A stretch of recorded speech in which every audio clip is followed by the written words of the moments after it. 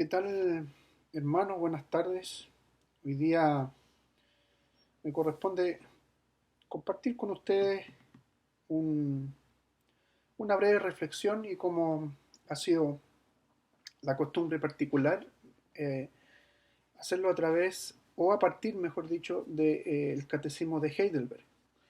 Hoy día quiero compartir son tres preguntas, pero que abarcan exactamente el mismo tema porque en esta parte el catecismo está tratando los 10 mandamientos.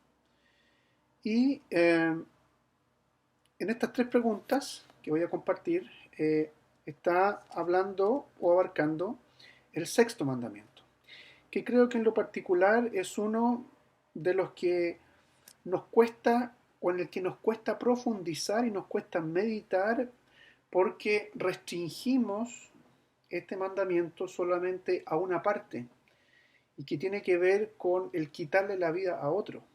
Sin embargo, el catecismo y la misma escritura nos enseñan que eh, el mandamiento no matarás no apunta tan solo a quitarle la vida a otro.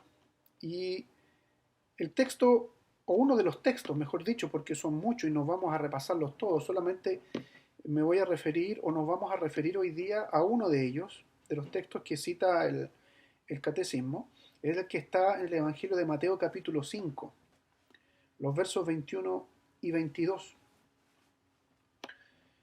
Y es un texto que conocemos y que hemos escuchado, lo hemos leído. Dice así el Señor en su palabra. Jesucristo, ¿no es cierto?, allí enseñando. Dice, oísteis que fue dicho a los antiguos, no matarás, y cualquiera que matare será culpable de juicio. Pero yo os digo que cualquiera que se enoje contra su hermano será culpable de juicio, y cualquiera que diga necio a su hermano será culpable ante el concilio, y cualquiera que diga fatuo quedará expuesto al infierno de fuego. Uh, esta, esta sección del Evangelio de Mateo, que es parte del Sermón del Monte, Jesucristo enseña en muchas áreas y son cosas eh, bastante prácticas. Y aquí apunta justamente al mandamiento, no matarás. De hecho, así parte esta sección, porque dice, oísteis que fue dicho a los antiguos, no matarás. Y Jesucristo no es que reinterprete el mandamiento aquí, sino que va a lo profundo del mandamiento. Y fíjense qué interesante y qué incisivo es el catecismo cuando enfrenta este mandamiento en tres preguntas. La primera dice que exige Dios en el sexto mandamiento. Después nos hace la pregunta si el mandamiento solo prohíbe matar. Y tercero, si es suficiente, como hemos dicho, el no matar a nuestro prójimo. Si se fijan, va redundando en lo mismo. Pero vamos a las respuestas. ¿Qué exige el sexto mandamiento? Que ni por mis pensamientos, mis palabras, mi actitud, y aún menos por mis actos, por mí mismo o por medio de otro, llegue a injuriar, a odiar, a ofender o por último a matar a mi prójimo. Esta es la primera parte de la respuesta. De esta primera pregunta, esta es la primera parte de la respuesta.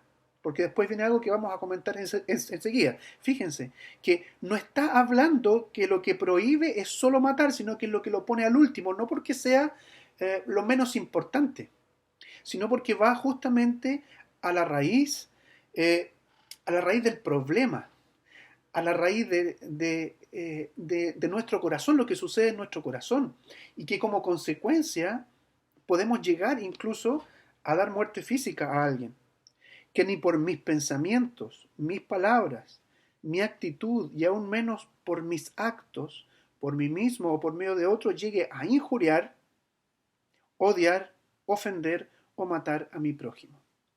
La pregunta es, para nosotros hoy día, ¿cuán lejos o cuán cerca estoy en mi diario vivir de pecar de esta manera. Es decir, de injuriar, de odiar, de ofender a mi prójimo. A la luz de Mateo 5, en esta parte del Sermón del Monte, el injuriar al hermano, el odiar al hermano, el ofender al hermano, es exactamente lo mismo para el Señor que matar. Porque también hay un tipo de muerte que no es la física, que es matar la honra de mi prójimo. Hablando falso testimonio, por ejemplo, que es uno de los mandamientos que viene más adelante. Entonces, la idea es que nos probemos frente a la palabra del Señor y aquí el catecismo nos ayuda a eso. Y fíjense lo que dice la segunda parte de la respuesta a la primera pregunta. Y por el contrario, que renuncie a todo deseo de venganza. ¿Qué pasa en nuestro corazón cuando nos hacen daño? ¿Qué pasa a nuestro corazón y en nuestro corazón cuando ese daño implica hablar mal de mí? Ni hablar de hacerle daño físico eh, a un familiar, a un ser querido. ¿Qué pasa con mi corazón? ¿Cómo se comporta? ¿Cómo reacciona? ¿Hay o está la intención de luchar contra aquel sentimiento pecaminoso? ¿O la primera intención que viene a nuestro corazón es poder vengarme de ese otro, de ese prójimo, no importando quién o cómo sea ese prójimo, porque la Biblia no habla de eso? Que no me haga mal a mí mismo. Es decir, el intento de suicidio también está aquí eh, expuesto. O me exponga temerariamente al peligro. Para impedir esto, dice el catecismo, el magistrado posee la espada. Es decir, debemos confiar también en la ley civil. Las otras dos preguntas, y con esto terminamos. ¿Este mandamiento prohíbe solo matar? Y la respuesta dice, al prohibir el homicidio, Dios nos enseña que Él detesta todo lo que lo origina. ¿Y qué origina? ¿Cuál es el origen del homicidio? La envidia, el odio, la ira, el deseo de venganza, considerando todo esto como verdadero homicidio. Como verdadero homicidio. Y aquí hay una cita en Primera de Juan,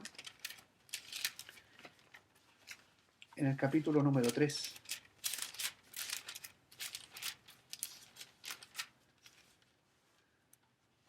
El verso 15, que dice, todo aquel que aborrece a su hermano es homicida. Y sabéis que ningún homicida tiene vida eterna permanente en él.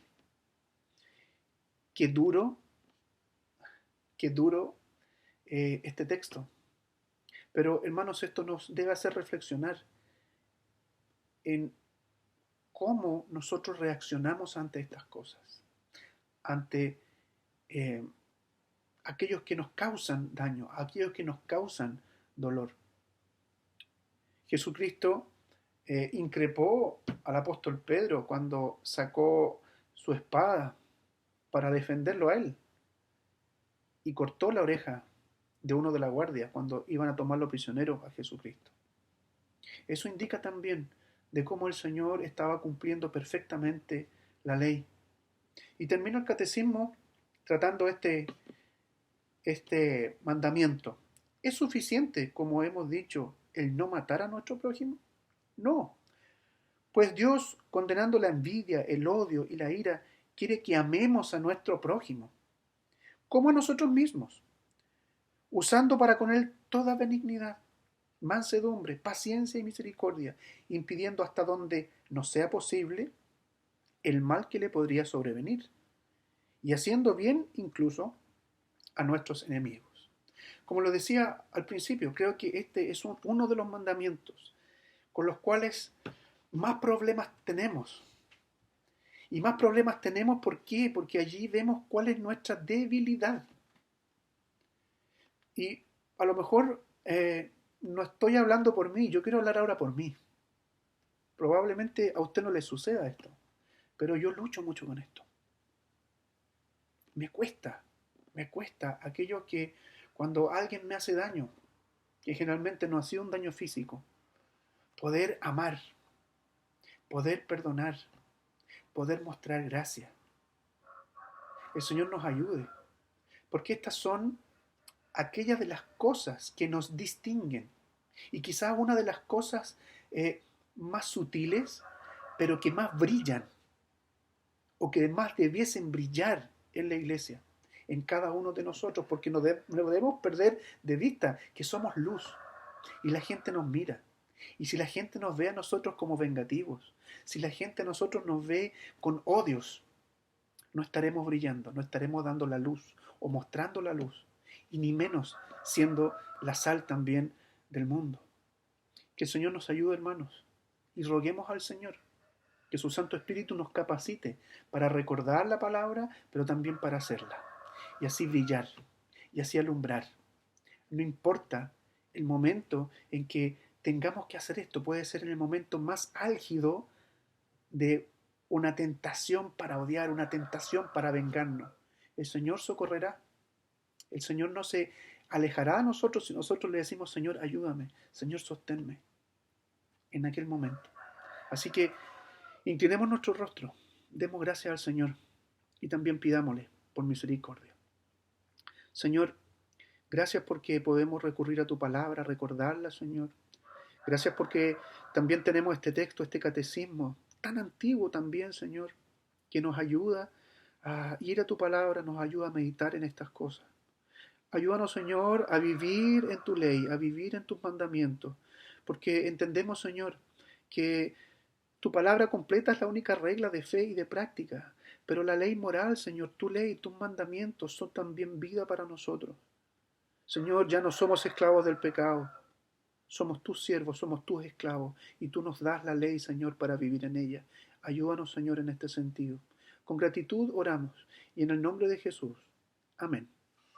Que el Señor les bendiga, mis hermanos. Estamos contactándonos o estamos viéndonos en una próxima oportunidad.